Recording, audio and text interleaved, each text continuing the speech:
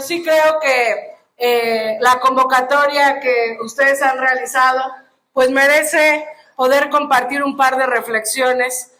Primero agradecerle a Rayito, a Rigo, a todas y todos los compañeros del Comité Estatal que hicieron posible esta convocatoria, pero también felicitar que se hayan involucrado muchísimos jóvenes para realizar este encuentro. Contarles rápidamente que estamos recorriendo todo el país, haciendo un llamado principalmente a las y los jóvenes, a encontrarnos en estas jornadas que hemos denominado Conciencias en Revolución y que parten del resultado de una tarea que me encomendaron, luego les cuento quién, que busca convocar en plazas públicas a las y los jóvenes y hablar de dos temas que pudiera parecer menor, pero que me parece que es la médula del futuro y del presente y del pasado de nuestro movimiento.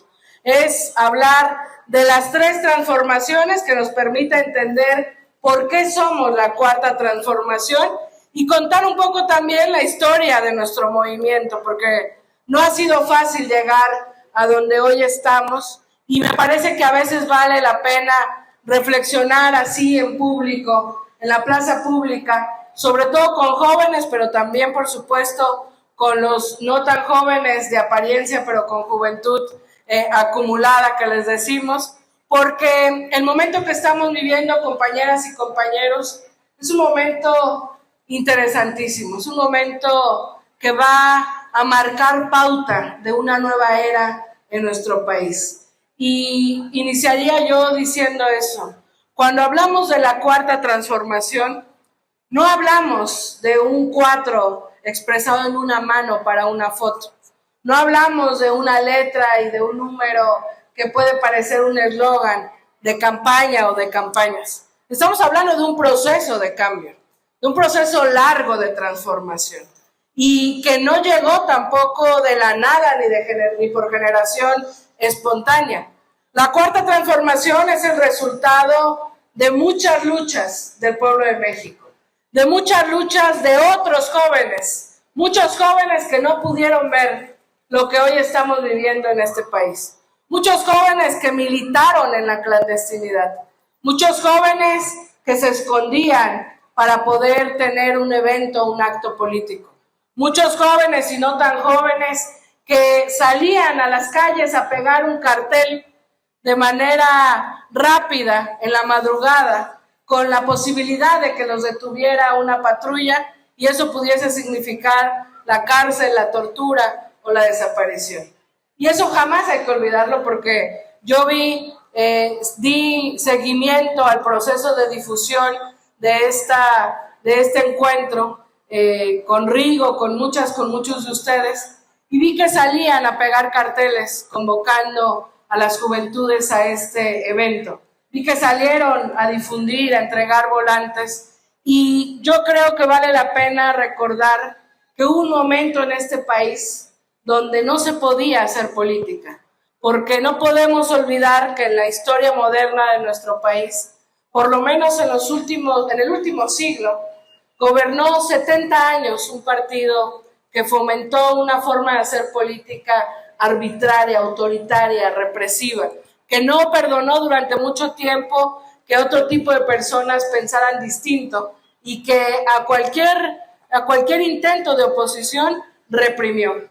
Y por eso no es menor que desde las juventudes no olvidemos a los jóvenes del 68, que tratando de pensar, de soñar, de construir un país diferente, fueron reprimidos.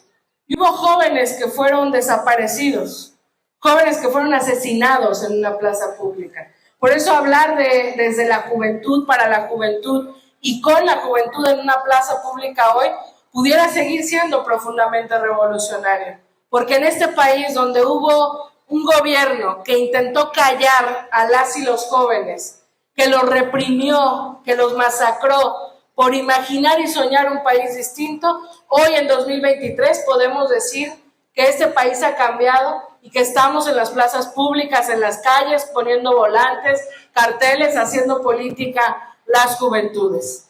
Yo quiero compartirles un par de reflexiones sobre todo a las y los compañeros jóvenes, que veo que muchos vienen de distintas partes, de San Luis Colorado, de Guaymas, de aquí de Ciudad Obregón, de Guatabampo, de distintas partes del estado, decirles que es inevitable, el relevo ya está aquí, somos el presente, somos pasado, por supuesto, pero somos futuro. Y este momento de transformación amerita una responsabilidad profunda, cívica, de memoria histórica, de mucha formación, de quienes nos ha tocado presenciar este momento de cambio. La historia de nuestro país es muy rica, muy profunda y muy ardua, y no voy a aburrirles con eso, aunque les invito a que la leamos, pero podemos decir de manera sintética, y esta clasificación de transformaciones la hizo el presidente Andrés Manuel López Obrador, ha denominado a este proceso que vivimos la cuarta transformación, porque parte de que hubo 3 momentos donde el pueblo se organizó profundamente y cambió el destino de nuestro país. Como ya lo decía aquí nuestro presidente municipal, la primera transformación fue la independencia, que entre otras cosas luchó por autonomía y luchó por igualdad. Porque este país, y eso jamás hay que olvidarlo, para quienes nos ven desde fuera, es tierra de conquista. Porque es un país rico. Pónganse a ver el mapa del mundo y ningún país es tan grande, ningún país tiene todos los climas de norte a sur, centro, ningún país está geopolíticamente tan bien colocado. Es un país con minas, un país que produce cualquier cosa que nos imaginemos, verduras, frutas, cantidad de cosas. Es un país que está en medio de 2 océanos y lo que eso significa en términos de comercio global. Es un país profundamente rico. Cuando llegaron los españoles a estas tierras, pues saquearon nuestras tierras y iniciaron un proceso de colonización que subajó a los habitantes originarios de estas tierras, que prácticamente le dio calidad de esclavos a los pueblos originarios de las comunidades indígenas y que intentó quitarles todo, su cultura, su identidad, su riqueza, y que luego fue fragmentando a la sociedad en quienes tenían más privilegios y quienes tenían menos privilegios, a los criollos, a los españoles, a los indígenas. ¿Y qué fue la independencia? Primero, un señalamiento de igualdad. No podemos estar clasificados por castas. Segundo, una determinación de somos nosotros los que habitamos esta tierra y vamos a definir nuestro destino. Y esa fue la primera transformación. Y hubo violencia para lograr esa primera transformación. Y hubo un antes y un después de la independencia. Y a partir de entonces hubo seguramente una gran discusión y definición de quienes en ese entonces hacían política, que hacer política no es solo formar parte de un partido, y esa idea hay que romperla. Hacer política es incidir en lo público, incidir en lo que nos compete a todas y a todos. Y la segunda transformación fue la definición de qué somos como nación. Y se juntaron por lo menos 2 grandes visiones, la de los liberales y la de los conservadores. La de los conservadores, que sostenía que no podemos ser arquitectos de nuestro propio destino y que había que traer a un príncipe extranjero para que nos gobernara. Y que generó mucha inestabilidad esta determinación de hacia dónde iba México.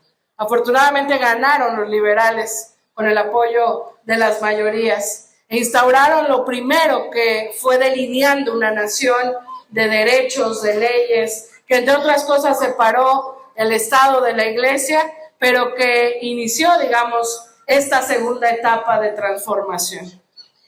Y la tercera transformación, compañeras y compañeros, y trataré de ser rápido porque de lo que quiero hablar o profundizar al final es qué papel tenemos los jóvenes en este momento. La tercera transformación, que fue la Revolución Mexicana, luchó con prácticamente 30 años de gobierno, más de 30 años de gobierno de Porfirio Díaz, que concentró la riqueza del país nuevamente en unos cuantos, que fomentó y profundizó como la nueva esclavitud y que provocó que muchos campesinos y muchos de nuestros héroes y heroínas pues lucharan por esta máxima que recordamos de la revolución. La tierra es de quien la trabaja, de luchar por tierra y libertad, que era una de las grandes consignas de la revolución, y que entre otras cosas luchó contra la no reelección, porque Porfirio Díaz ya se había instaurado más de 30 años en el poder. Y la Revolución Mexicana, para nadie es un secreto, pues también fue una revolución violenta.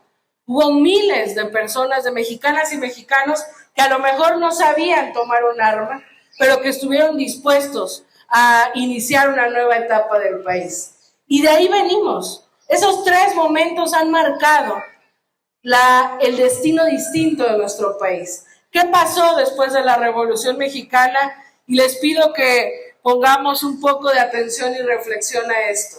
Surgieron los primeros partidos políticos, es decir, la inestabilidad que había en nuestro país en términos de quiénes nos gobernaban, pues fue instaurando una nueva institucionalidad, entre comillas, que fue, entre otros antecedentes de partidos, por lo que conocemos hoy como el PRI. Y el PRI, ojo, construyó, porque después de la Revolución Mexicana tuvimos ahí un oasis de la historia, que fue el gobierno de Lázaro Cárdenas. Paco Ignacio Taibo, que ustedes lo conocen, historiador, no me atreveré yo a cuestionarlo, pero él dice que Andrés Manuel se equivoca al llamar cuarta transformación este proceso, porque la cuarta transformación fue el gobierno de Lázaro Cárdenas. Yo comparto con Andrés Manuel que no se concretó esa transformación porque no fue un proceso. El gobierno de Lázaro Cárdenas fue uno de los mejores gobiernos que ha tenido nuestro país, pero la sucesión presidencial significó, ante la posibilidad de continuar un proyecto de nación, pues una moderación del proyecto. Y luego llegó el PRI y se instauró 70 años, y luego llegó el PAN y gobernó 12 años, ensangrentó este país, nos llenó de violencia, rompió el tejido social y otra serie de cosas. Durante esos 70 años del gobierno priista se construyó una cultura política basada en la trampa, basada en la corrupción, basada en esta máxima que afortunadamente yo ya no escucho en los más jóvenes, pero que llegué a escuchar cuando yo empezaba a militar políticamente, de el que no tranza no avanza, de pobre político pobre.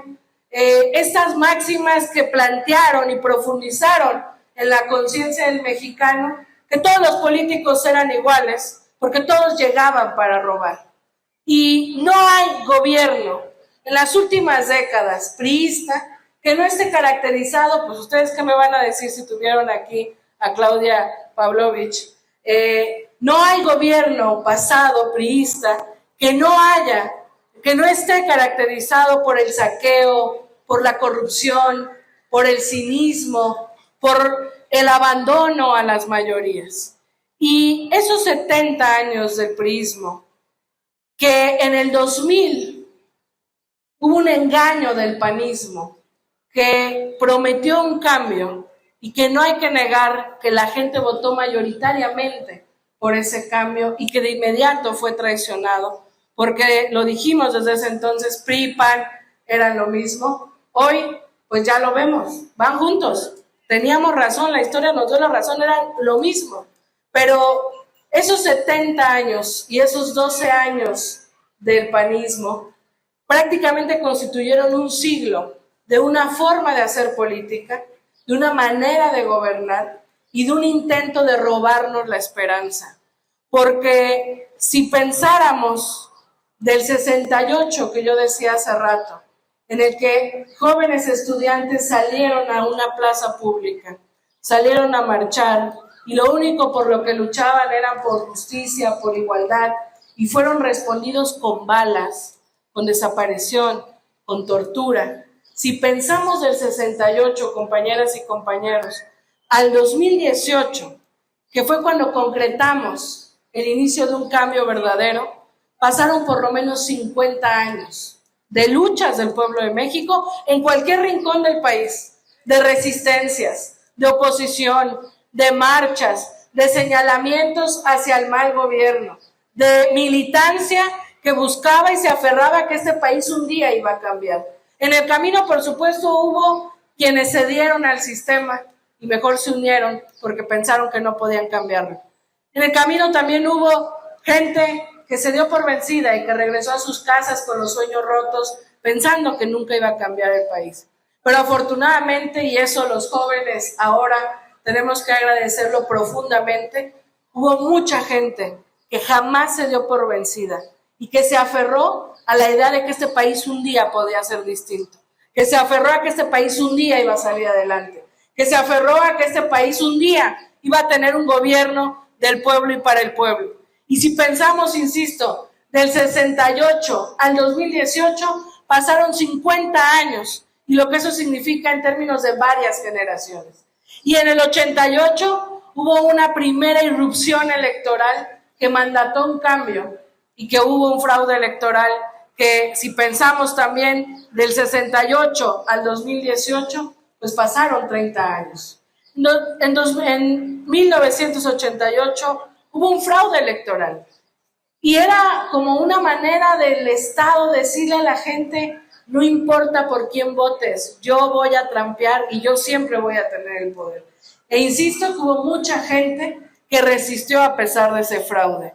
Y luego en 2006, bueno, en el 2000, la gente volvió a votar por un cambio, votó por Vicente Fox. Por eso Andrés Manuel le llama traidor a la democracia a Vicente Fox, porque él tuvo el respaldo de la gente, el mandato para iniciar un cambio, y no solo no lo hizo, no solo engañó en que iba a hacer un gobierno distinto al PRI, sino que además no le importa. Hoy lo vimos en 2012 haciendo campaña para el PRI y para Peña Nieto. Y luego llegó Calderón, y esto nuestro movimiento jamás debe olvidarlo, y perdón si soy muy profundizo en esta parte de la historia. Yo creo que muchos compañeros y compañeras que están aquí, pues yo que les cuento si han vivido ustedes en carne propia esta historia, pero he caído yo en cuenta. Yo tengo 33 años, en su momento fui de las compañeras más jóvenes de Morena, hoy no lo soy. Hoy hay una nueva, o 2 o 3 nuevas generaciones que están en Morena, jóvenes que tienen 18, 19, 20, 21, 22, 23 años, 25, 26, y que vale la pena, porque ese es el objetivo de este espacio, poner en contexto y en dimensión lo que significa la Cuarta Transformación. En 2006, la gente volvió a votar por un cambio. Andrés Manuel López Obrador ya tenía la preferencia mayoritaria de la gente, y permítanme ahí sí hablar ya no como lectora de la historia, sino como partícipe de la historia. Yo soy de la Ciudad de México. En 2004, 2005, tenía 14, 15 años, y vi la máxima expresión popular de cambio que me ha marcado mi vida. Y fue que cuando intentaron desaforar a Andrés Manuel López Obrador, él entonces era jefe de gobierno, y le querían meter a la cárcel para que quedara un antecedente penal y no poder ser candidato presidencial en 2006. Y en 2005, Andrés Manuel vivió ese proceso. ¿De qué lo acusaban? Lo acusaban de desacatar, nada nuevo en los últimos tiempos, de desacatar un amparo que impedía abrir una calle, la única calle que comunicaba a un hospital. ¿Cómo el jefe de gobierno no iba a abrir esa calle si era la única calle por donde podían entrar las ambulancias, los enfermos, etcétera?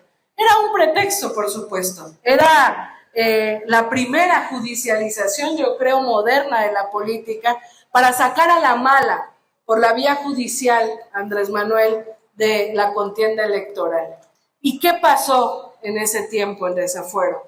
Y para los más jóvenes, y perdón, ya me siento viejita hablando así, pero para los compañeros más jóvenes que no han visto esto, les recomiendo el discurso de Andrés Manuel. En YouTube lo pueden encontrar este discurso maravilloso que pronunció frente al desafuero. A mí me sorprendió, fue la primera vez que fui a una manifestación y me sorprendió la rabia que vi en la gente. Había un enojo, había un sentimiento de rabia frente a una injusticia.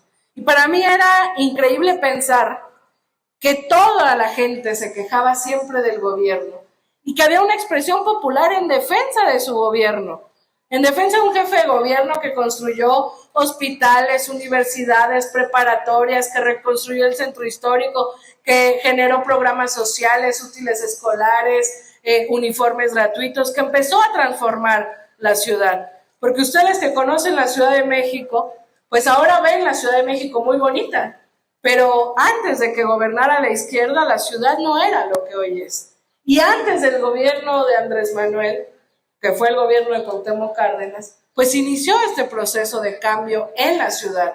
Por eso yo digo, cuando la oposición dice que queremos que México sea Venezuela, yo diría, no, no queremos que sea Venezuela, queremos que sea tantito al proyecto más avanzado que tenemos, que es la Ciudad de México, una ciudad de derechos, donde hemos avanzado mucho desde la izquierda. Pero bueno, en ese proceso de desafuero, que es donde inició mi generación, la generación que hoy somos obradoristas, que nos acercamos desde esa edad al movimiento, pues afortunadamente la fuerza popular logró detener esta injusticia de sacar a Andrés Manuel de la presidencia, de la posible candidatura. Y luego llegaron otra serie de golpeteos, como los videoescándalos, que no voy a profundizar, pero llegamos al 2006 y ganamos la elección. Bueno, yo no voté, tenía 16 años, pero formé parte de las manifestaciones y lo sentí como si a mí también me lo hubieran robado. Y perdimos, entre comillas, por 0.56%. ¿Y qué pedía el movimiento?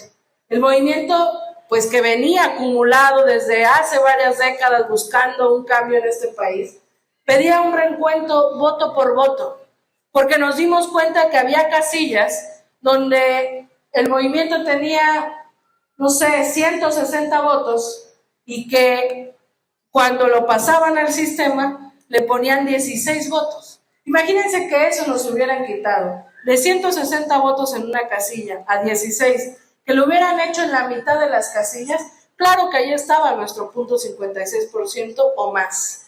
Y yo recuerdo, y perdón de verdad por extenderme, yo recuerdo que en ese entonces la gente le pedía a Andrés Manuel irse a lo radical, la gente ya estaba harta. Pues imagínense, en el 68 reprimieron, tantas luchas que pasaron, en el 88 hubo fraude y otra vez en 2006 aguantar otro fraude, más el fraude del 2000 donde Fox engañó a la gente diciendo que era diferente. La gente ya estaba harta. Y le pedí a Andrés Manuel ir por lo más radical. Casi yo escuché a mucha gente en esas manifestaciones tomar las armas. Qué bueno que Andrés Manuel no le hizo caso al clamor, al calor popular, que a mí, yo a los 16 años, pues me generaba todo el sentido del mundo, pero no había un movimiento organizado en ese entonces. Era una masa de gente que queríamos un cambio, que veíamos un sistema político electoral que no funcionaba, que hacía fraude, pero no estábamos organizados. Y Andrés Manuel canalizó el enojo de ese entonces en un plantón en Reforma que ya todas y todos conocemos en este movimiento.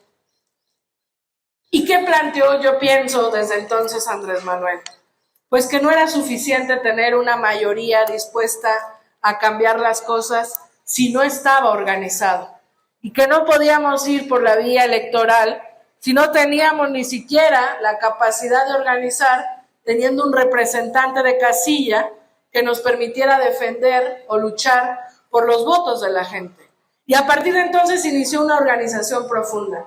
Andrés Manuel recorrió todo el país. Ahora es muy fácil encontrar eventos de Morena así de llenos, pero imagínense a Andrés Manuel visitando cantidad de pueblos, de municipios, donde a veces pues no llegaba nadie. A veces estaban los chavos en la plaza jugando básquetbol y si acaso eran los que escuchaban a Andrés Manuel. Y Andrés Manuel, yo no estuve, pero lo que cuentan quienes acompañaron en ese entonces a Andrés Manuel, Es que Andrés Manuel se echaba un discurso como si le hablara a las masas y recorrió todo el país. Y esto es muy importante, compañeras y compañeros, porque es la clave de nuestro movimiento. Lo recorrió con una certeza, que su fuerza era la palabra y su fuerza era la revolución de las conciencias. Para que esa fuerza popular que quería el cambio llegara al poder, necesitaba ver una conciencia y necesitaba tener esperanza de que sí se podía lograr. Y después, en 2012, muchos daban o pensaban que era el momento de mayor debilidad del movimiento, y aunque no ganamos en 2012, yo sostengo que hubo fraude electoral y vimos otra faceta del fraude, que fue la mayor compra de votos jamás antes visto en este país y que está documentada en cómo hubo pueblos donde compraron el voto por 1 kilo de carne, por un vestido de 15 años, por 1 kilo de pollo. Regresó al poder después del fraude en 2006 y del peor sexenio, por lo menos un sexenio que nos ha lastimado a las nuevas generaciones, porque ensangrentó este país y porque en el Calderonato perdimos a mucha gente. No hubo familias que no conociéramos algún acto de violencia a nuestro alrededor. En 2006 no solo fue el fraude electoral, sino que se instauró un criminal en el poder. Y ya no es una acusación que hacíamos antes, hoy es algo comprobado. Genaro García Luna, que era el secretario de Seguridad Pública de Calderón, no solo no nos cuidó, que era el secretario encargado de cuidarnos a todas y todos los mexicanos, no solo no nos cuidó, decidió utilizar todo el poder del Estado para cuidar a un cártel y ensangrentó este país y generó una violencia en nombre de combatir el narco. Y no solo no combatieron al narco, no solo protegieron a un cártel, sino que se desató una violencia y una inseguridad incontrolable, que hasta la fecha, aunque estemos transformando este país, no se ha podido lograr al 100 pacificar. Y voy ahora sí cerrando. En 2012, y permítanme a mí aquí también hablar desde mi experiencia, yo tenía 22 años, surgió el 132 de manera muy efímera, que cuestionó la candidatura de Enrique Peña Nieto porque era una candidatura fundamentalmente basada pues en una construcción de un producto chatarra por parte de los principales medios de comunicación. Y en 2012 yo recuerdo Andrés Manuel en la plaza, en el Zócalo, muchos esperábamos que por lo menos hubiese un plantón de reforma, y Andrés Manuel, les recomiendo también que vean ese discurso. Andrés Manuel pronunció un discurso casi como diciendo que a lo mejor este país iba a tardar en cambiar.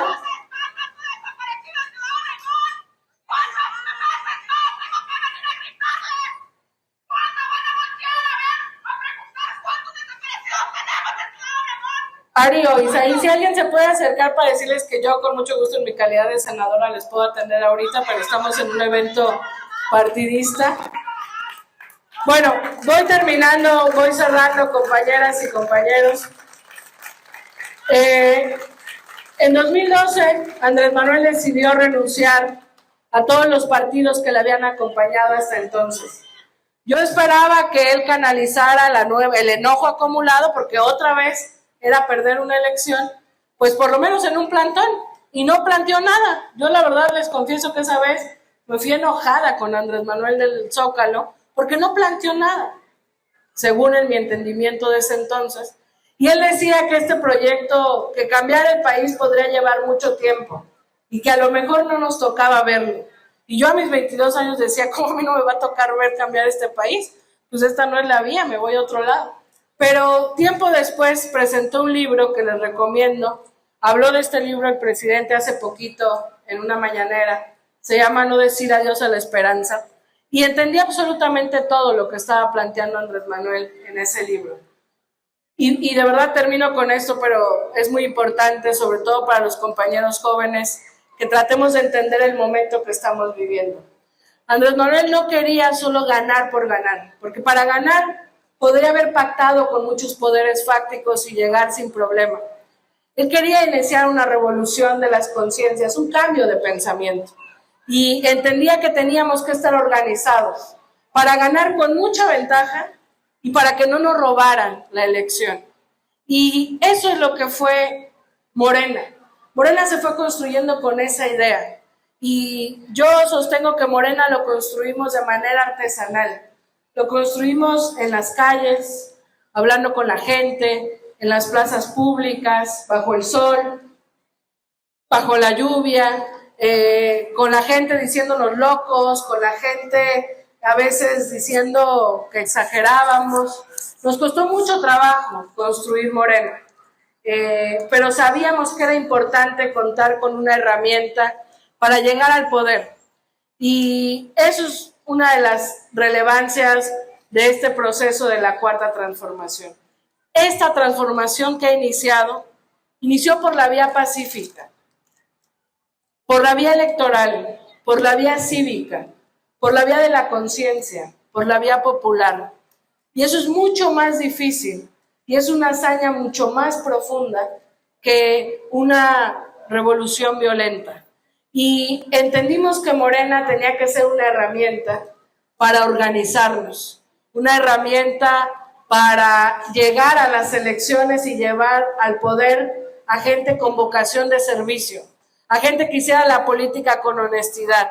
Y hoy no es palabra y ni es discurso, lo vemos en Andrés Manuel López Obrador, quien pasará a la historia como el mejor presidente de la historia moderna de nuestro país, sin duda, que es un hombre que ha dedicado cada día de su gobierno a servir sobre todo a los más pobres, que ha dedicado cada día de la toma de decisiones y lo que eso significa todos los días tomar decisiones para iniciar un proceso de transformación, y lo ha hecho desde la honestidad y desde el amor.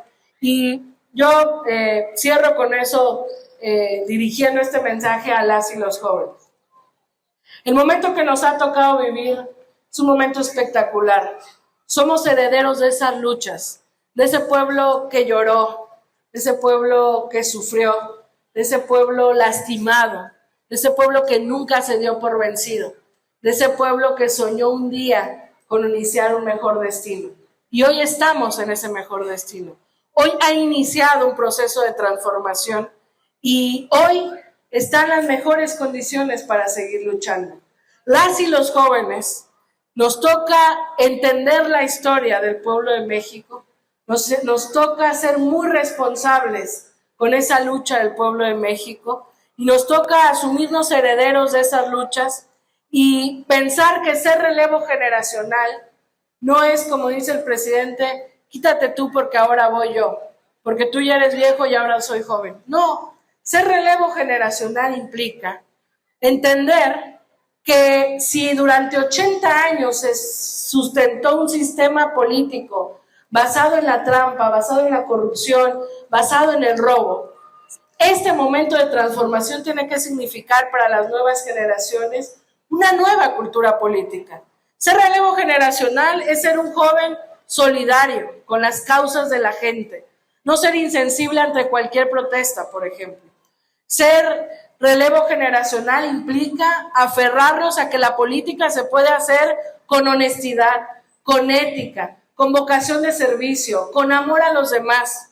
Ser relevo generacional implica jamás pensar que la política tiene que hacerse como se hizo antes, robando, enriqueciéndose, creyéndose más que los demás. Ser relevo generacional implica entender que la Cuarta Transformación es un proceso profundo de cambio de mente, pero también de cambio de conductas, donde buscamos que hombres y mujeres vivamos iguales y tengamos las mismas condiciones. Por eso las nuevas causas de las nuevas generaciones, el feminismo, las causas ambientales, son naturales a la Cuarta Transformación, porque la Cuarta Transformación lucha contra todo tipo de exclusión. Ser relevo generacional en tiempos de la Cuarta Transformación implica saber que este proyecto de cambio ha iniciado, que Andrés Manuel López Obrador, que para muchos ha sido el principal dirigente político de este país, va a desaparecer de la vida pública del país en 2 años, o en un año y medio, y que ha decidido retirarse de la vida pública, aunque muchas y muchos quisiéramos que continuara. Es más, lo diré, es políticamente incorrecto, pero muchos quisiéramos que se reeligiera. Sabemos que no va a pasar, pero él se va a retirar porque él no quiere que este proyecto dependa de una persona. Él quiere que este proyecto continúe bajo la conciencia, la organización de la gente y bajo la construcción de nuevos liderazgos en cada colonia, en cada calle, en cada distrito, en cada región, en cada estado. Liderazgos que representen esa nueva forma de hacer política. Liderazgos que representen confianza frente a la gente. Que en nosotros, los jóvenes y los no tan jóvenes, pero en los representantes de esta nueva forma de hacer política, la gente vea un poco de Andrés Manuel cuando ya no esté. Que cuando vean a un joven de Morena digan, ese joven es solidario. Que cuando vean a un joven de Morena digan, ese joven conoce la historia. Cuando vean a un joven de Morena, la gente diga, ese joven nunca nos va a traicionar porque se ve que tiene principios. Que cuando vean a una joven o a un joven de Morena digan, esos jóvenes tienen ideales, no luchan por ambiciones, no luchan por poder, no luchan por cargos, no luchan por dinero, luchan por ideales y luchan por transformar este país. Ser relevo generacional y ser parte de este proceso implica asumir que el método de lucha que hemos determinado en los últimos años es la revolución de las conciencias, que la tarea de un militante, un simpatizante, un dirigente, un joven de Morena, es informar, concientizar y organizar al pueblo de México, porque nos ha tocado vivir a los jóvenes, transitar de lo que ha sido la oposición y la resistencia a un proceso de gobierno. Hoy está la izquierda gobernante, hoy estamos en la toma de decisiones y aquí en el gobierno del estado podemos ver a jóvenes en espacios de toma de decisiones. Nos va a tocar, y yo ese es un consejo que le doy a las y los jóvenes de Morena, nos va a tocar sin duda asumir distintas responsabilidades. Como a mí me tocó ser diputada local a los 25 años. Y cuando nos toque eso, tenemos que hacerlo con profunda entrega, con profunda formación, con profunda vocación de servicio. Es un momento en el que indudablemente nos tocará formar parte de la toma de decisiones. Y tenemos que estar preparados para hacer relevo en presente y en futuro, sin perder jamás la esencia de lo que ha significado este movimiento y sin olvidar de dónde venimos, sin desconocer dónde estamos y sin dejar de saber hacia dónde vamos. Y hacia dónde vamos, y con eso termino para poder platicar aquí con las compañeras, hacia dónde vamos, pues a la profundización del cambio en este país. Vamos a ser felices muchas y muchos de nosotros, todos, cuando no haya nadie sufriendo por buscar a sus desaparecidos, cuando haya justicia en este país, cuando los derechos, el derecho a la educación, tener comida en la casa, tener un buen empleo, tener una buena pensión cuando somos adultos mayores, cuando cumplir nuestros sueños no sea imposible por la falta de oportunidades. Y para eso luchamos, compañeras y compañeros. No luchamos por cargos, ni por títulos, ni por lana. Luchamos para que las demás personas vivan en paz y con bienestar. Y en un país tan lastimado como el nuestro, no se logra en un sexenio. No se logra solo con buena voluntad. Necesitamos estar preparados, las y los jóvenes, para que cuando hablamos de igualdad, de justicia, de bienestar, no sea solamente una expresión de la boca hacia afuera, sea una expresión del corazón hacia afuera, una expresión que nos obligue a llegar a los espacios de decisiones y ponerlo al servicio de la gente que más sufre en este país. Si no perdemos de vista eso como misión militante, como misión de todos los dirigentes, de todos los representantes de Morena, este proyecto va a durar mucho tiempo. Si traicionamos nuestra historia, si traicionamos nuestros principios, si traicionamos lo que decimos, pues la gente seguirá su camino y buscará otros métodos de lucha. Yo pues les agradezco mucho su atención, me disculpo porque me extendí mucho, pero ese es el llamado que queremos hacerles, a que en este momento de transformación los jóvenes formemos parte activa, como siempre lo hemos formado, porque es una mentira cuando dicen que no, que los jóvenes somos apáticos. No es cierto. Siempre ha habido jóvenes en los procesos de transformación y este proyecto no existiría si no fuera gracias a que muchos jóvenes hemos participado. Pues asumamos ese relevo generacional, sigamos construyendo una nueva forma de hacer política, sigámonos aferrando a transformar este país y sepamos que somos conciencias activas, conciencias en revolución, que vamos a luchar para que se transforme cada parte y cada rincón de este país hasta el final de nuestras vidas. Muchas gracias a todas y a todos.